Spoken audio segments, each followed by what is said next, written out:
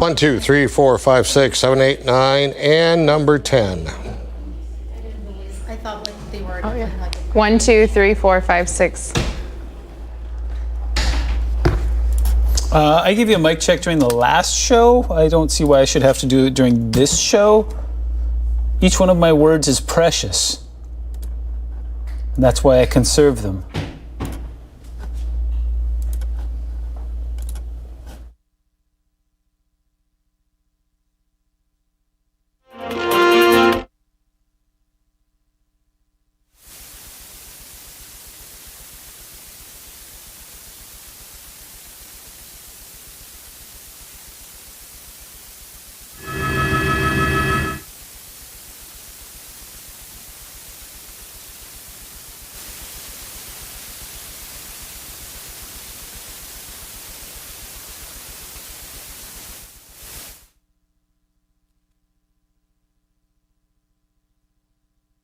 I don't know. I haven't seen that one.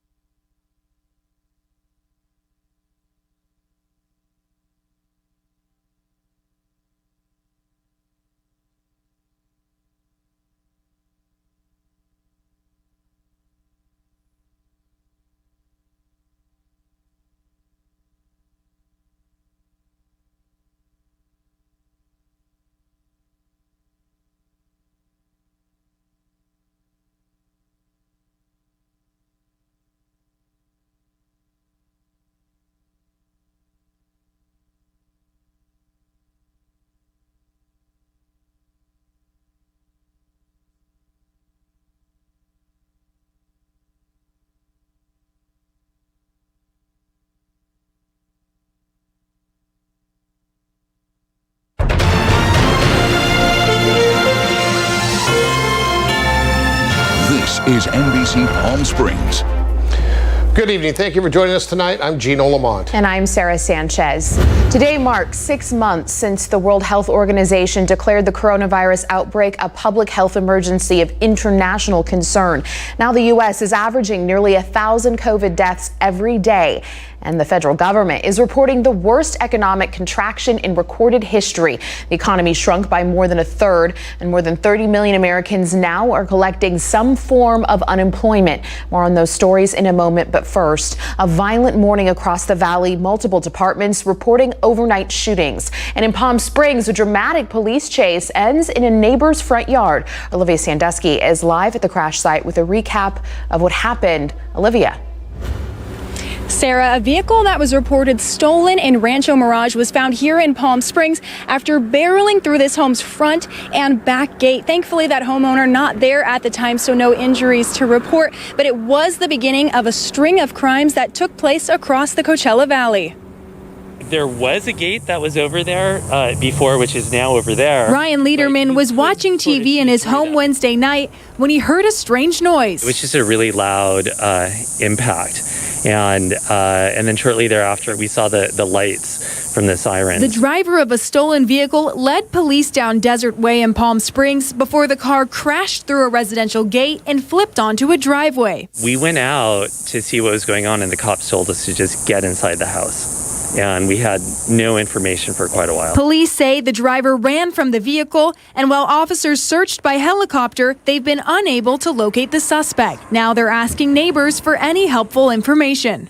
Unfortunately, this incident was just the first of several overnight crimes across the valley. A few hours later, the Riverside County Sheriff's Department responded to a report of multiple shots fired in Coachella. The victims reported that as they rode their bicycles on Calle Camacho past a white sedan, a male exited the vehicle and began to fire at them multiple times. No injuries were reported, and deputies arrested Eduardo Gonzalez for assault with a deadly weapon. This morning is very unique. We have not seen an incident like this in Coachella in some time. The Sheriff's Department then responded to a shooting in Rancho Mirage. They say an unknown suspect shot a man while driving near Calle Manzanita. The victim is expected to be okay.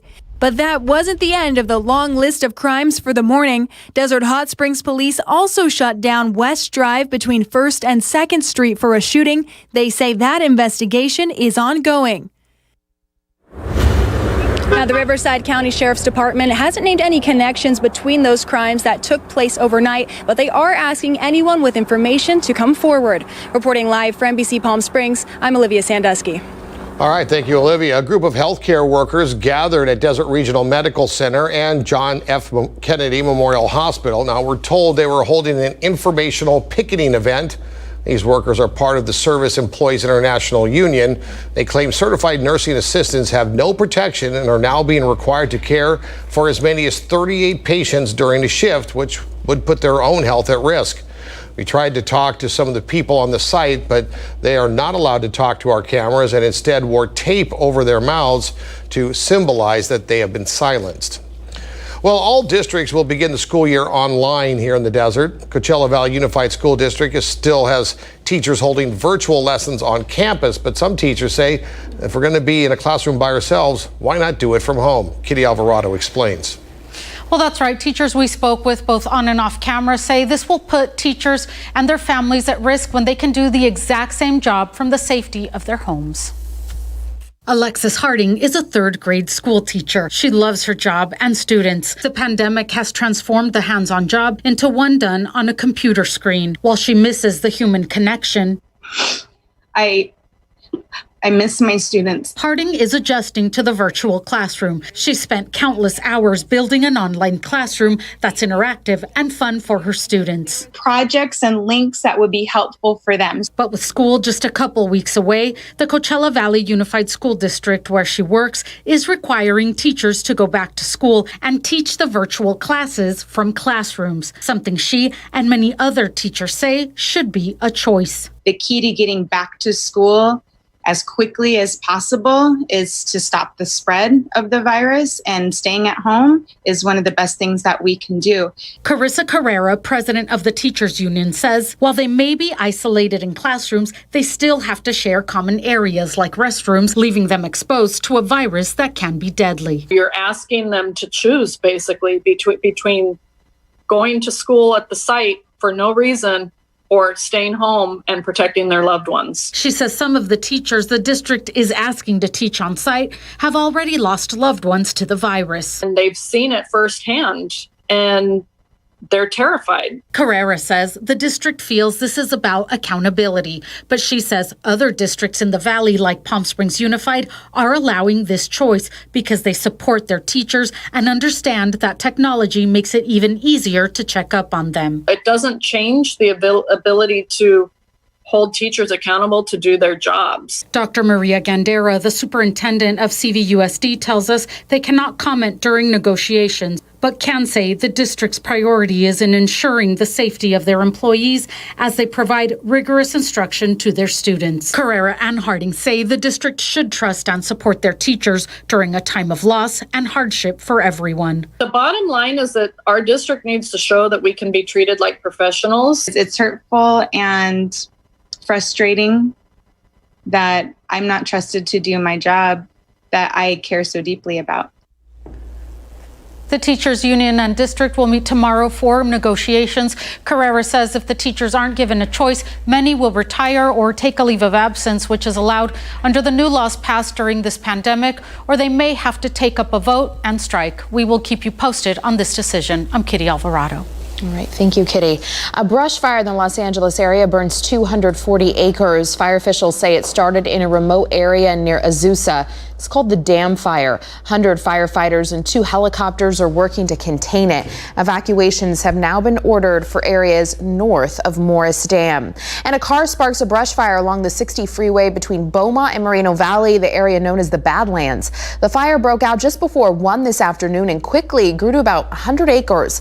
It's called the Rabbit Fire because it's near Jackrabbit Trail. The California Highway Patrol shut down all eastbound lanes on the 60 and 1 westbound lane. Crews appeared to have that fire under control. And we are still under an excessive heat warning, and today it was so hot outside, the coronavirus testing site at the Riverside County Fairgrounds was shut down. It was simply too hot for workers and for everyone who was waiting in their cars to get tested. Of course, this means if you had a scheduled test for today, you'll have to reschedule. The site will reopen Sunday when things should be a little bit cooler, but it will also delay results and any new information that health officials are able to collect. Coronavirus coverage brought to you by East Valley COVID-19 testing site, serving residents of eastern Coachella Valley. All right, taking a live look now, courtesy of our Agua Caliente Casino cam, looking there towards the west where it is, I think, Mike, we're safe in calling this hot. I think when you get over to the 1-teens, you can definitely call it hot without any argument whatsoever. Ridge of high pressure setting up shop literally between Utah and Arizona. Powerful high pressure, and what it's doing is it's taking any moisture and diverting it around us. In fact, we've got a really strong low pressure system up in the Pacific Northwest. It's going to get sent up and over us there. Monsoonal moisture that's been coming up into Arizona and New Mexico for pretty much the entire month of July is being diverted off towards the east. You can see that going across Baja and out into the Pacific there, and we've got a whole lot of nothing going on here. There is one small fly in the ointment, though. Some of that moisture has been traipsing up. If you look at Futurecast, you have to look really closely to see it, but what it did today is drove dew points up, and that actually kept us from being as hot as we could have potentially been today. Moisture in the atmosphere catches some of that ultraviolet light and will actually keep temperatures checked. That's why Florida never gets over 100 degrees. They got enough humidity there that it catches most of that light. Neighborhood weather right now, well, it's still hot. 118 is our official high today, and that's where we are right now. Wind coming in from the northwest about 16 to 20 miles an hour does 2 things for us. Gives us some ventilation, but also dries us out. We were at 10% humidity an hour ago. We've actually dropped down to 9%. So this is a classic late July day. In fact, the first day of August is right around the corner. It's going to be a warm one too. Take a look at watches and warnings. Lots of color on the map. The entire southwest is hot right now. The only place we're finding relief is along the coast, where some upwelling is keeping ocean temperatures relatively cool for this time of year. All the purple that you see is an excessive heat warning, including here in the Coachella Valley, and everything you see in that peach color is a heat advisory in the inland areas. Your Comfort Air 7-day forecast shows the peak of this heat wave coming on Friday. Looks like we will be getting into that 120 zone in many communities here, and then we'll see some slow cooling as we go towards next week. And it looks like about a week from now, we're going to be doing great. I'll show you those numbers coming up. Cathedral City may be putting a stop to Airbnbs. The city council is considering a ban on short-term rentals. It's not the first time this issue has been raised in a Valley city. The issue made it on the ballot in Palm Springs. Our Virginia Rita looks at the debate brewing now in Cathedral City. Short-term rentals are a fact of life for a tourist destination like the Coachella Valley, but maybe not in every city. Vacation rentals like this one here in Cathedral City will be phasing out, leaving only long-term rentals for use. Phasing out the short-term vacation rentals over the next 2 years. The city says the proposal comes after concerns about neighborhood disruption. They say they want to improve the quality of living. But local activists for affordable housing believe the larger issue is being lost in the debate. Cathedral City as a city is already moderately affordable and has a lot of naturally occurring affordable housing. So it does negatively impact the availability of moderately priced and affordable housing when you take units out of the supply. There are over 600 active rentals in the city, and activists say they contribute to the housing shortage and gentrification. However, Brian Felber from LA owns a house in the city that he rents out on Airbnb. Disappointed, really, is the main word that comes to mind. You know, I'm disappointed in the council's decision to go against the majority of the public who pleaded with them to keep STRs. He says short-term rentals help with the economy. For the community, it's good for the economy, it's good for everybody. It's a win-win. He also says the majority of complaints are because of illegal STRs. People that are investing into their homes, take pride in ownership, not only because they want to appeal to the guests, but they also want to make their home appealing in the neighborhood. In Cathedral City, for NBC Palm Springs, I'm Regina Urita. Some tough economic news out of Washington today. The gross domestic product, or GDP, is down, way down, and unemployment is way up. It's a perfect storm for what some money experts are calling the worst economic scenario ever. We'll have to take a look at what it means to us here in the Coachella Valley as we talk to a local economist. That's coming up next. And imagine being tested for the coronavirus for your own peace of mind, then to find out your test was lost. Well, it happened, and we'll hear from a woman who just wanted to make sure she's not infecting others. And the final farewell to Congressman John Lewis. He's remembered as fair and a fighter for a better way of life. You're watching the only hour-long local newscast on NBC Palm Springs.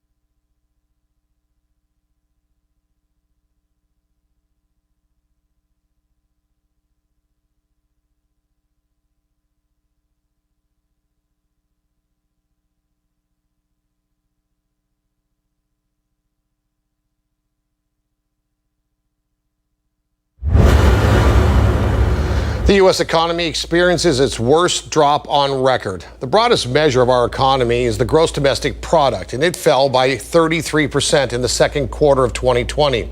GDP dropped 5% in the first quarter. The recession is commonly defined as 2 consecutive quarters of declining GDP, and the second quarter was worst since records began back in 1947. Closing bell today as investors digest a record-setting drop in economic activity. The NASDAQ dropped 0.4%, and the Dow Jones Industrial Average was down 223 points. The S&P 500 also dropping 4%. First-time unemployment claims rise for the second week in a row. Another 1.4 million Americans filed for jobless claims for the first time last week. Meanwhile, 17 million other Americans are continuing to file for unemployment benefits weekly. Dunkin' Donuts is permanently closing 800 locations in the U.S. That's 8% of the restaurants in the country. The company said locations have low sales volume and represent only 2% of its U.S. sales last year. Dunkin' Donuts did not confirm which locations would be closing. Meanwhile, California Pizza Kitchen is the latest restaurant chain to file for Chapter 11 bankruptcy. The pizza chain filed this morning. The company says will help it reduce its long-term debt load. To talk about all this, and joining us now is John Paul Valdez. He's a local economist. John Paul, thanks for being here. All right, let's start with the GDP.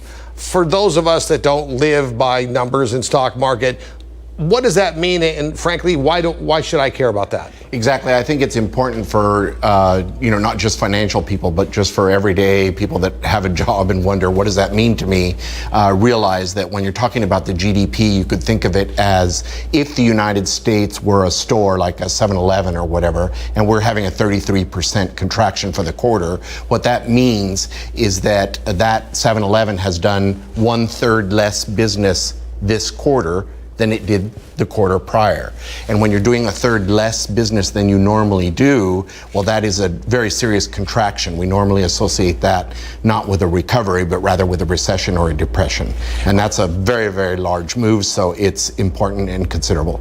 Right. So let's talk about that. We had a 3-year depression in the 1890s. Now, we weren't keeping records then, but it's not believed that we ever lost 1/3 of our GDP in any quarter. 1929 through the Great Depression, never lost 1/3 of our GDP in any quarter. 2008, it didn't happen.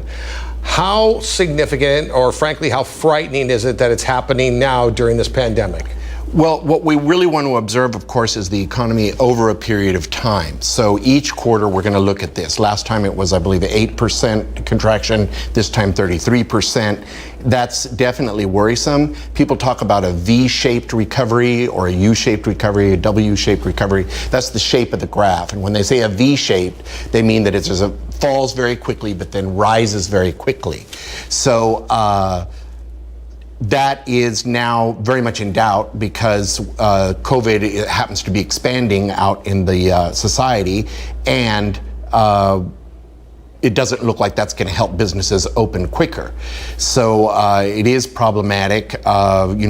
Most economists are now saying a U-shaped curve, or we're kind of in a lag here down at the bottom of the curve, and we're not sure how long that's going to last. The answer to that question is simply, how long are we going to be able to remain responsible with our actions towards COVID? And that will pretty much answer when we're going to come out of this.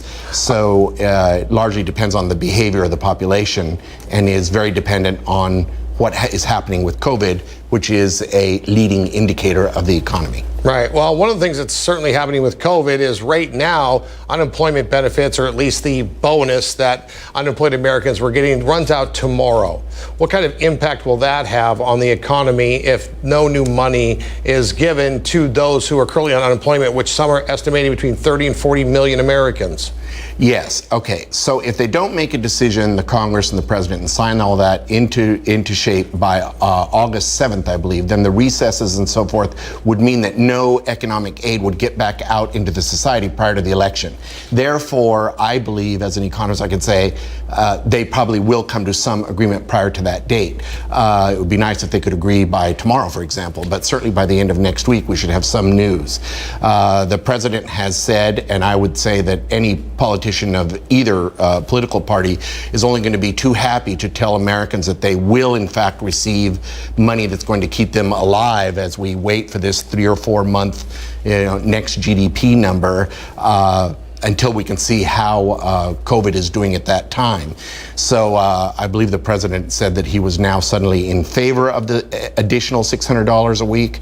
The Republicans have come to the table with a proposal that would be $200 extra per week. However, that would only be for 2 months until they would roll out a 70% of your former salary check, up to a maximum of $500 extra per week. So it's not quite as bad as you see when people say, oh, $200 a week. That's a temporary measure. It would go back up to $500 a week in the current Republican proposal.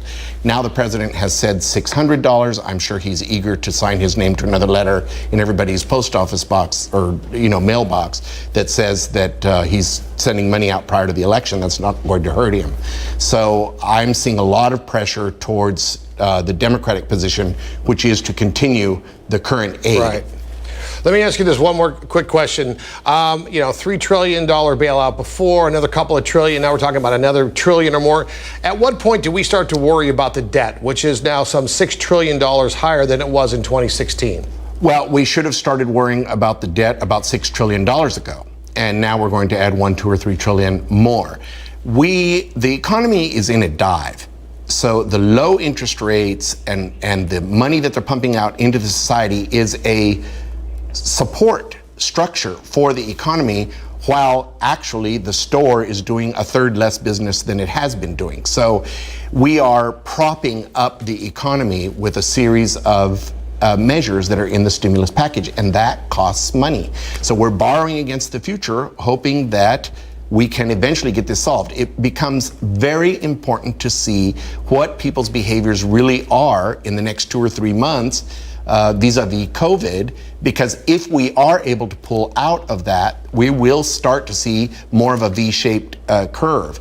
But right now, because of our current activities and people not wearing their masks and so on and so forth, you know, we're 30 feet apart here. So, right. But this is devastating the economy, essentially. All right. So, Jean Paul Valdez, economist here in the Coachella Valley. Thank you for your time and your expertise, sir. Thank you very much. We'll be right back.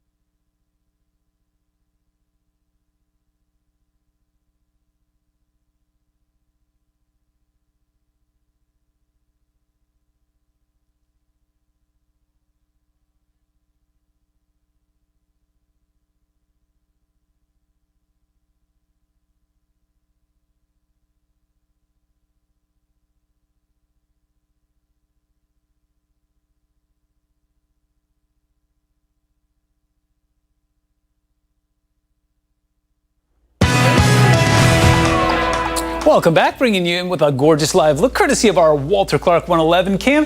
Lots going on, lots of blue sky out there. Seeing a little bit of fair weather cumulus over top of the mountains there. There is a little humidity in the air, and that actually kept us from getting as hot as we could be today. Speaking of hot, if you've been indoors all day long, yeah, there's this thing going on outside right now. Lots of colors on the map.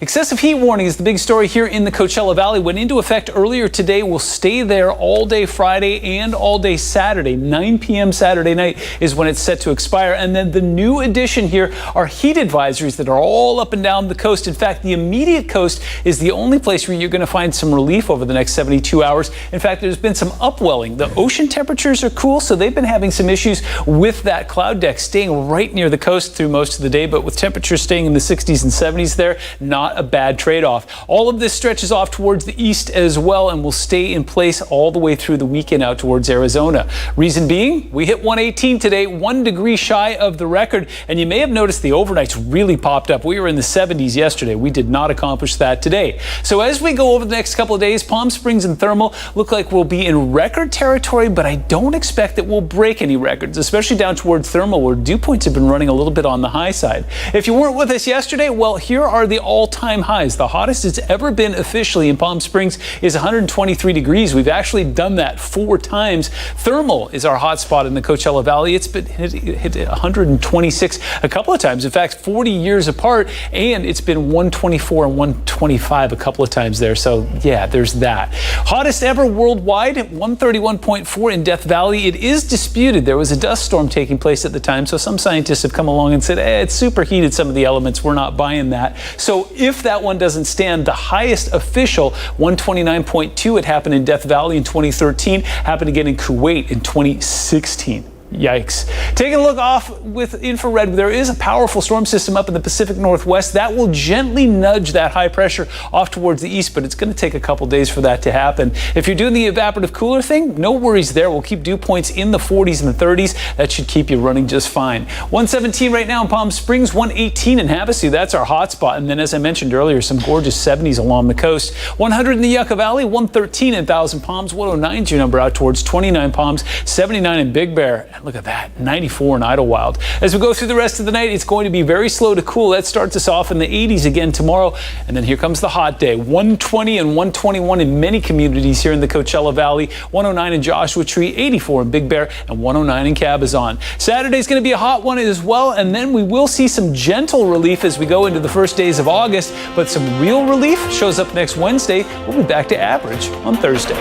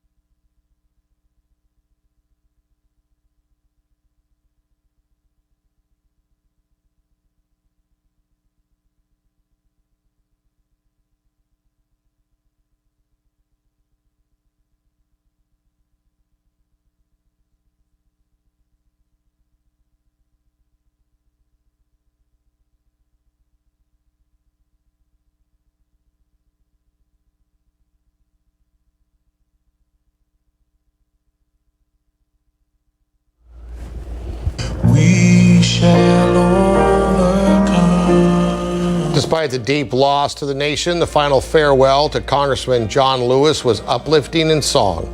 At times emotional as House Speaker Nancy Pelosi remembered her colleague and friend.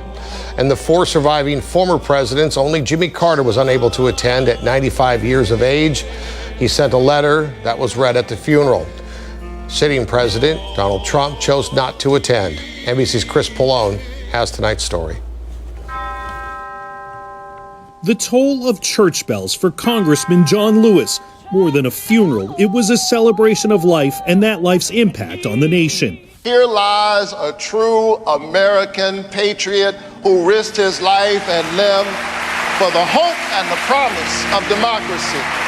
Three former presidents and the House Speaker among those paying tribute to the man known as the conscience of the Congress. So when he spoke, people listened. When he led, people followed. We loved him very much. In his eulogy, former President Barack Obama remembered Lewis as a founding father of a fairer America. He always saw the best in us. And he never gave up and never stopped speaking out because he saw the best in us. Atlanta, just the final stop in a tour of significant places in Lewis's life. His final act, an essay published Thursday in the New York Times, Lewis writing, "In my life, I have done all I can to demonstrate that the way of peace, the way of love, and nonviolence is the more excellent way. Now, it is your turn to let freedom ring." It is so fitting on the day of his service, he leaves us our marching orders. Keep moving. John Lewis's journey now over, but his message and mission live on. Chris Pallone, NBC News. John Lewis, a life well lived. Still to come, President Trump throws out the idea of delaying the November presidential election, once again pointing at mail-in ballots as a potential problem. After the break, we'll hear from an expert on voting rights. The Kissing Booth gets a sequel. I'm Manny the Movie Guy. My review and interviews with the cast coming up.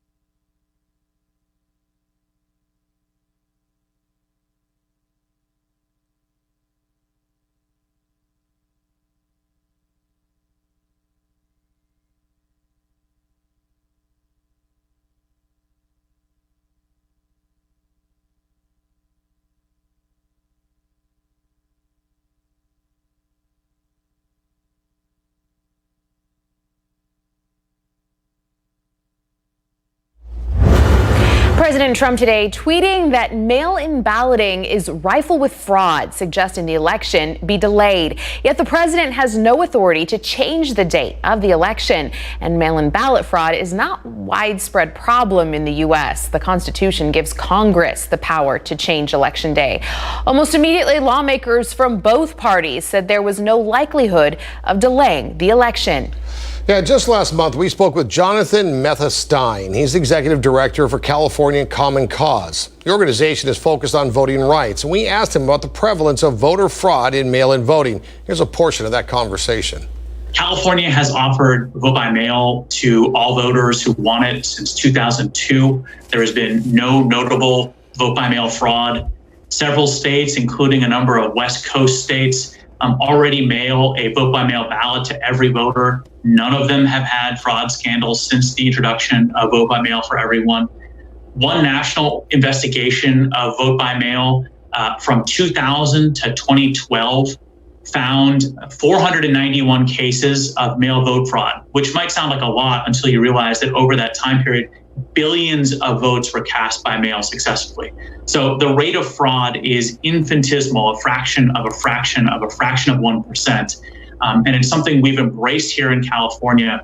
In fact, I would go so far as to say that Republicans realize that vote by mail works for everyone because Democratic and Republican secretaries of state around the nation have shifted to increasing access to vote by mail this year. They recognize that they need to give people a safe way to cast their ballot from home without having to go to a polling place that might put them at risk. And because study after study has shown that increasing access to vote by mail has no partisan valence, it doesn't help Democrats or Republicans. Both Democrat and Republican elections officials around the country have been increasing access to vote by mail. As state and local leaders urge people to get tested for COVID-19, some in the Bay Area say their tests were misplaced. Jody Hernandez reports. The test is free, and I'm told it doesn't take very long, so I think it's a good thing to do. Lisa Ruiz is one of thousands in the Bay Area getting tested for COVID-19 just for peace of mind. She doesn't have symptoms, but she wants to make sure she's not infected. Hopefully I don't have it since, I have a few family members at home that I live with, and I don't want anybody to be sick. Ruiz got tested at one of several testing sites in Solano County, the same site that one woman tells us lost her test. She got tested July 13th, only to get a call nearly 2 weeks later that there was a glitch. I got a phone call from them telling me that my test was lost and to please call them and reschedule. How does something like this happen, where they lose everything? And where did it go? Where is it? Another viewer contacted us to say she got tested at this drive-through site in Contra Costa County in early June. She says she was notified the very next day that her test was also lost, so she had to retake it. We reached out to the company that administers the test in Solano County. They say losing a test is rare, but does happen. In about a total of 0.3% of the time, a sample may be damaged, insufficient sample taken, or administrative error occurs, where we ask people to get retested, they said. I live with my elderly parents, and they cannot get the virus. If they do, they're dead, to put it bluntly. Lisa Ruiz hoped that she has a more positive experience with negative results. That was Jody Hernandez reporting. Coming up next, we're going to have a look at those sports headlines, so stick around for that. Plus, a look at our top local stories. Local teachers may be headed back to the classroom even though they're teaching their students online in some places. Plus, healthcare workers gather outside desert hospitals. We'll tell you why, coming up.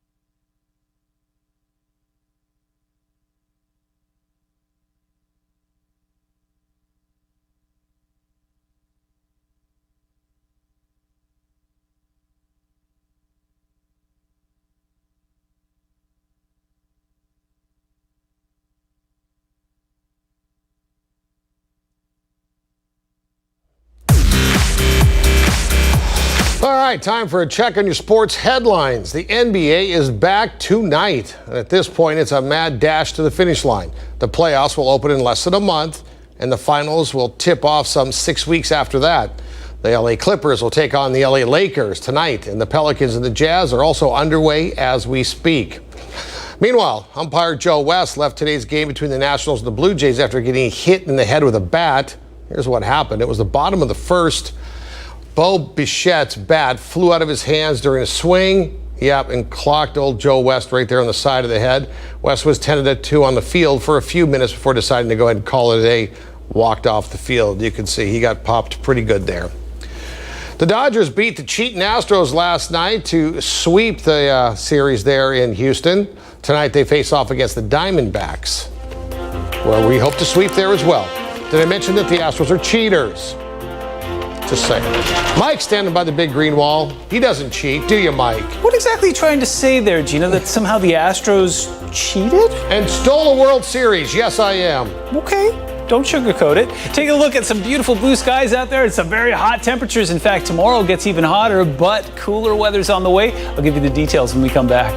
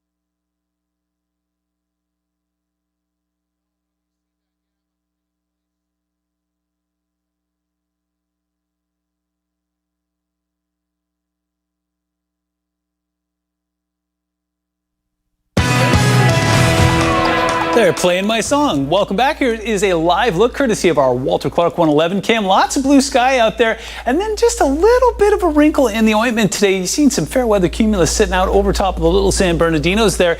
We had some moisture surge up from the south today, not enough to create any rain, but what it did do is drive dew points up slightly. You may have noticed there's a little bit more of a muggy feel to the air. Overnight temperatures only got into the mid 80s. There was a reading over the Salton Sea earlier today where the dew point was about 86. That is muggy, and what that did is actually kept us from getting as hot as we possibly could have. Moisture absorbs heat when it's coming between us and the sun, so we had the potential to be in the low 120s today. We did not do that, but we will tomorrow. I'll show you that in a moment. Excessive heat warning went into place this morning at 9 a.m. It will stay in place for the Coachella Valley and everybody in this lovely fuchsia color until Saturday night around 9 p.m. This lovely, what are we going to call that? Orange, creamsicle, whatever you want to call that, is a heat advisory between us and the ocean. So Orange County, lots of parts of Riverside County will get into the low 100s on Friday and on Saturday. The only place there's any relief is right along the immediate coastline. In fact, some upwelling is creating temperatures in the ocean that are slightly below average right now. So you'll find some cloud cover and some temperatures in the 60s and 70s there this weekend.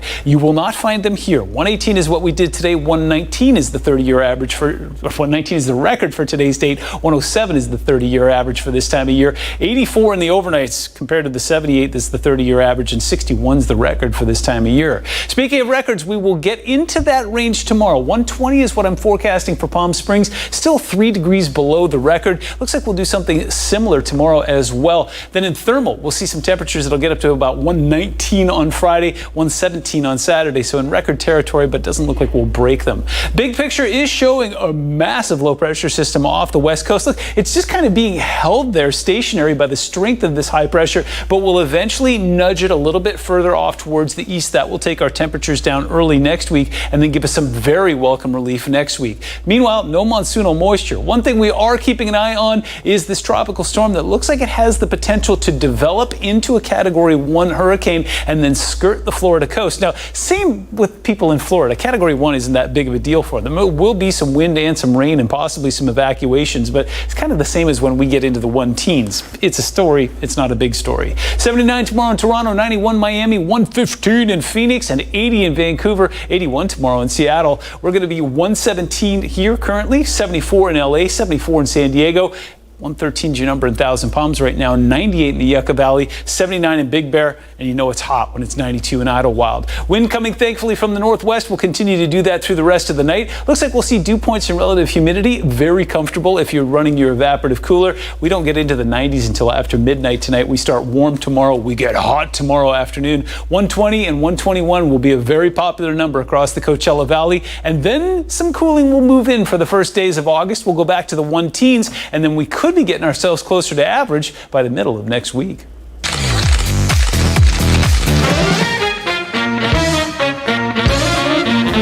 Hello, movie buffs. Dancing, first love, friendships. Some of the most important ingredients of the Kissing Booth 2. I'm Elle, and that's my best friend Lee. The first Kissing Booth, released 2 years ago, became one of the most watched movies in Netflix history. So it's no surprise that a sequel is upon us. To say that I'm excited about where it is would be the most insane understatement in the world. It's changed my life. I'm guessing you might have a few questions. If there's only one reason for you to see part 2, let it be Joey King. The actress is incredibly likable as Elle Evans. She's now a high school senior, juggling a long-distance relationship with boyfriend Noah, the brother of her best friend Lee, played by Joel Courtney. Here we go. So honored and blessed to be a part of an incredible movie like this. We were wondering if you'd be one of our kissers this year. No. Complicating matters is the arrival of Marco, played by Taylor Zakar Perez, the new eye candy in the movie, whose nickname is The Snack. The snack, the meal, the dessert. I mean, I don't... What else? Everyone keeps saying different stuff, but I'll take it, you know? I have heard so much about you. Completing the cast is Maisie Richardson Sellers. She's Chloe, Noah's friend in Harvard, and the subject of Elle's scorn. That yearning and that young, sort of like delicious first love feeling of being in high school. Like Elle, the writing and direction of the sequel has matured. Sure, there are still some corny jokes and gags, but the heart beats stronger in the second.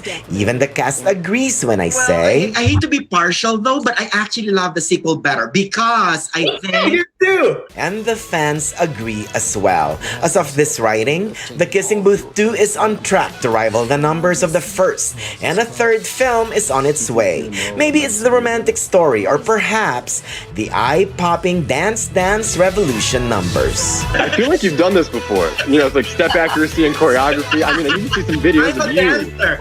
Please. Go watch The Kissing Booth 2. Sometimes you just want to dance a little, laugh a little, and love a little. Oh boy. And for that, The Kissing Booth 2 gets 3 out of 4. Dance, dance, dance. Kisses. I'm Manny the Movie Guy, and I love giving kisses.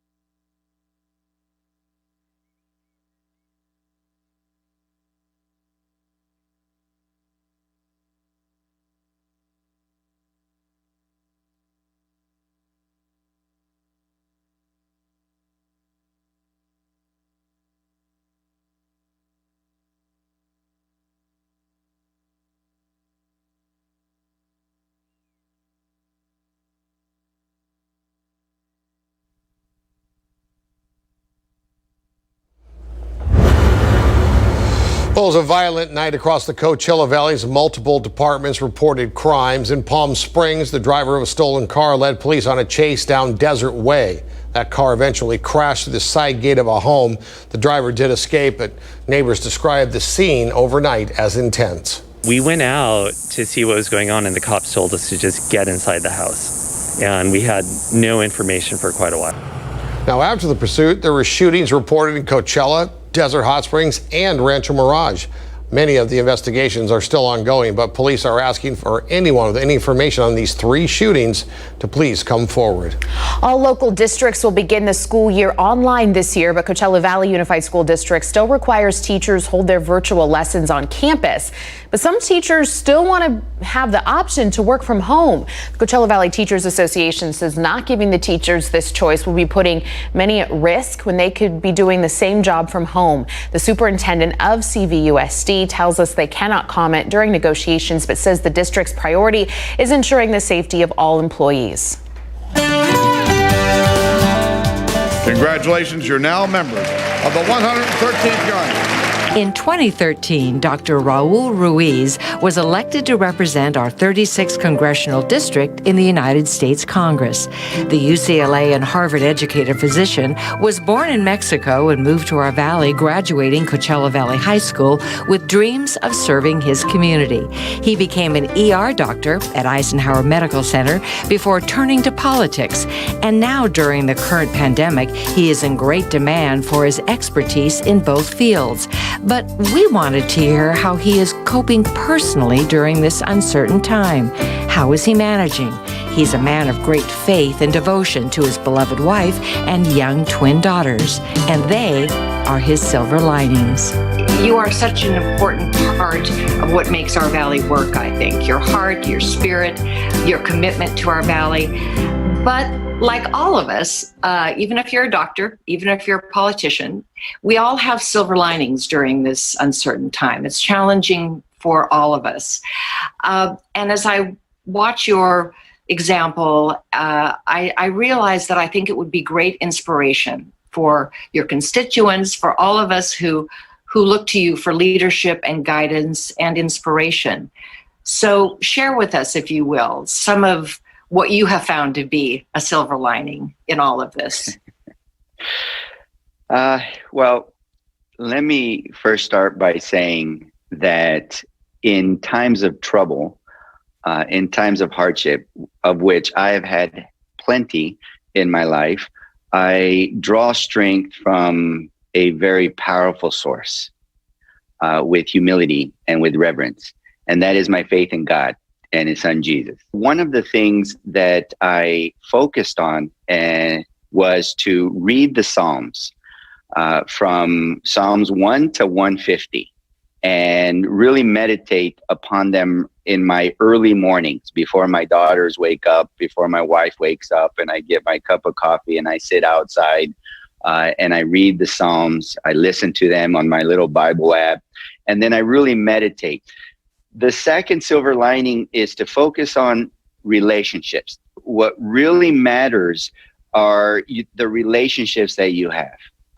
The relationship with your spouse, the relationship with your children, the relationship with your extended family, or with those friends that need encouraging or that have encouraged you in the past. And one of the things that we've done to create core memories is, going camping. And we play board games in our tent. We're not around any other person when we're out there. We love camping. My daughters are troopers. After this pandemic and for the rest of their life, when they hear about the hardships that our nation went through, that what they remember are the wonderful times. Thank you for sharing the personal side. I know that our valley will be so happy and so inspired to hear how you, as a doctor and a politician, are getting through this very dire time. Thank you. Be well and be safe. Thank you so much, Dr. Ruiz. Thank you. Thanks for this opportunity.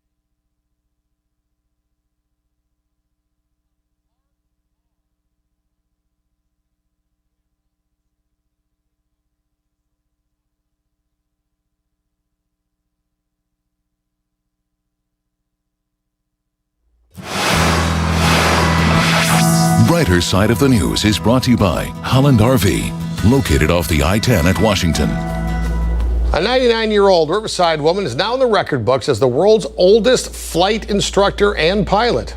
Rabina Asti gave her final flight lesson on Sunday at Riverside's Municipal Airport. According to the Guinness Book of World Records, that makes her the oldest pilot to ever do so. Rabina has been teaching people how to fly for decades. She says teaching never gets old for her, and her students say her experience really helps.